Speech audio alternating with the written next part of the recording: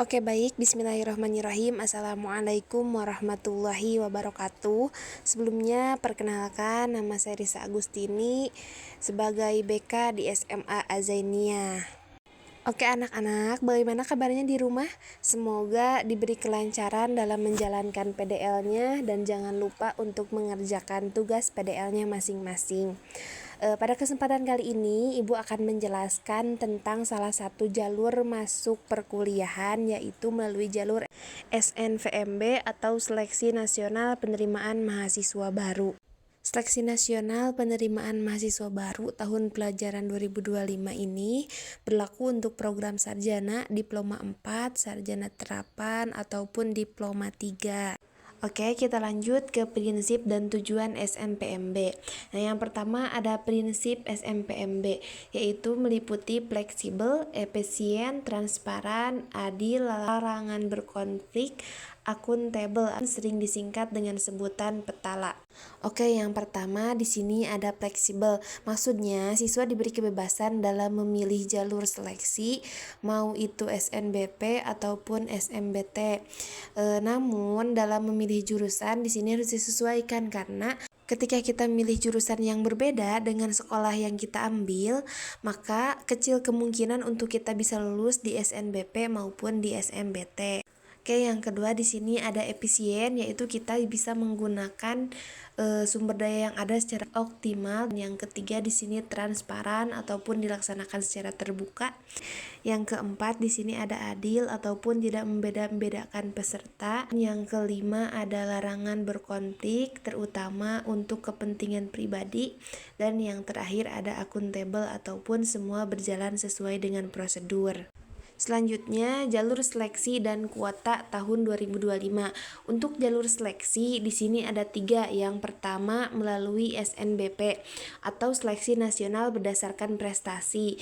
Ini berarti meliputi nilai raport, prestasi, akademik maupun non-akademik. Untuk kuotanya, PTN BLU dan PTN Sater ini minimumnya 20%, sedangkan PTN BH ini minimumnya 20%. Yang kedua, melalui jalur SNBT atau Seleksi Nasional Berdasarkan Tes. Nah, ini untuk PTN BLU dan PTN Sater minimumnya 40%, sedangkan untuk PTN BH itu 30%. Yang ketiga, melalui jalur seleksi mandiri. Nah, untuk jalur seleksi mandiri ini bergantung pada mekanisme PTN masing-masing ataupun bisa juga menggunakan nilai UTBK tahun 2025.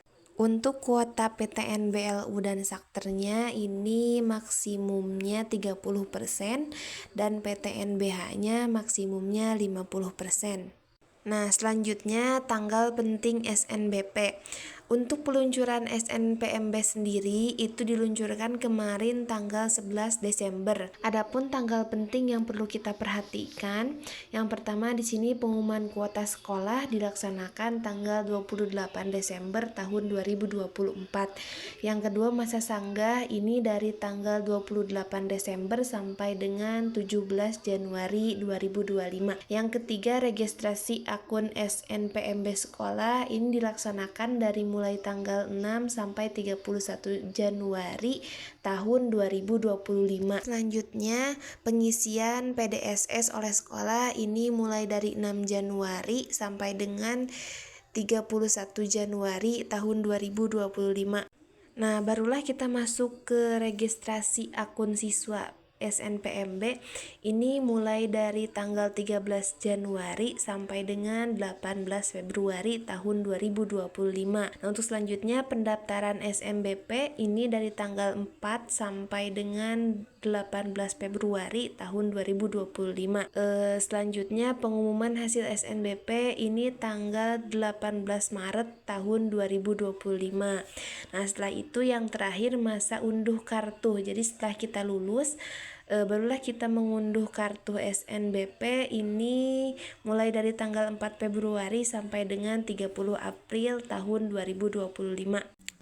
Selanjutnya di sini ketentuan SNBP atau Seleksi Nasional Berdasarkan Prestasi. Dilakukan berdasarkan hasil penelusuran prestasi akademik dengan menggunakan rapot serta prestasi akademik dan non-akademik yang telah ditetapkan oleh PTN.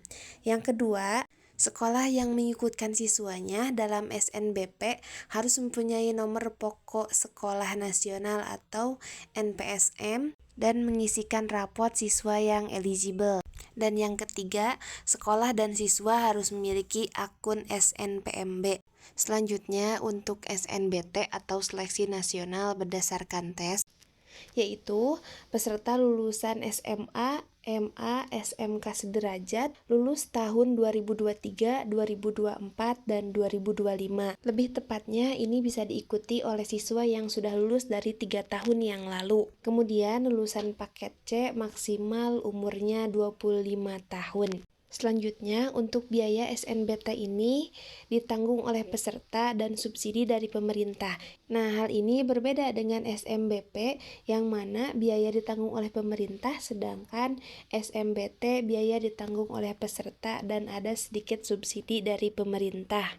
Selanjutnya, untuk ketentuan umum, seleksi jalur SMBT 2025 berdasarkan hasil UTBK 2025 dan ditambah portofolio bagi peserta yang memilih program studi seni ataupun olahraga. Yang kedua, peserta SMBP hanya diperbolehkan mengikuti UTBK 2025 sebanyak 1 kali. Yang ketiga, hasil UTBK 2025 hanya berlaku untuk mengikuti SMBT dan penerimaan PTN di tahun 2025. Oke, selanjutnya ketentuan SNBT. Nah, untuk pelaksanaan SNBT tahun ini berbeda dengan pelaksanaan SNBT tahun kemarin. Di tahun ini hanya dilaksanakan dalam satu gelombang selama 10 hari, yaitu dimulai tanggal 23 April sampai dengan 3 Mei. Untuk pilihan program studi, setiap peserta diperbolehkan memilih maksimal 4 program studi dengan penyesuaian 3 dan 4 program studi. Nah, ketentuan untuk 1 dan 2 program studi yang dipilih itu bebas memilih program studi apapun.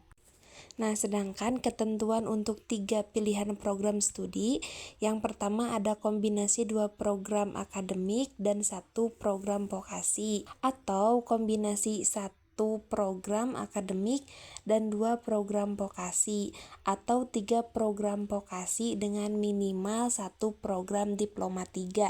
Nah, sedangkan ketentuan untuk 4 pilihan program studi, kombinasi 2 program akademik dan 2 program vokasi dengan minimal program diploma 3, atau kombinasi 1 program akademik dan 3 program vokasi dengan minimal 1 diploma 3. Selanjutnya untuk tanggal penting UTBK SNBT tahun 2025. Yang pertama, registrasi akun siswa ini dimulai dari tanggal 13 Januari sampai dengan 27 Maret 2025. Yang kedua, pendaftaran UTBK atau SNBT tanggal 11 sampai dengan 27 Maret. Yang ketiga, pelaksanaan UTBK tanggal 23 April sampai dengan tanggal 3 Mei 2025. Yang keempat, pengumuman hasil SNBT tanggal 28 Mei tahun 2025. Dan yang terakhir, masa unduh sertifikat UTBK itu tanggal 3 Juni sampai dengan 31 Juli 2025. Nah, sedangkan untuk peserta pelamar beasiswa KIP kuliah, ini hanya berlaku untuk keluarga kurang mampu secara ekonomi. Untuk info lebih lengkapnya bisa dicek di kipkuliah.kemendikbud.go.id. Dan untuk informasi lebih lanjut mengenai SNPMB bisa dicek di sosial media resmi SNPMB sebagai berikut. Nah, selain jalur masuk kuliah menggunakan SNPMB, ada juga jalur masuk kuliah menggunakan SPAN PTKIN ataupun UMPTKIN, yaitu Seleksi Prestasi Akademik Nasional Perguruan Tinggi Islam Negeri seperti UIN, IAIN, dan STAIN. Dan untuk informasi lebih lanjutnya nanti akan kita berikan kembali video edukasi mengenai SPAN PTKIN. Nah, selain dari masuk universitas negeri, ada juga masuk dengan jalur kedinasan, yaitu bisa mengikuti STAN. Namun untuk kuliah di STAN ini harus mengikuti SNBT ataupun kita harus mendapatkan nilai dari UTBK kita. Ada juga akpol, biasanya dilaksanakan dari bulan Maret sampai dengan bulan April. Namun untuk informasi lebih lanjut terkait penerimaan akpol di tahun 2025 itu belum ada.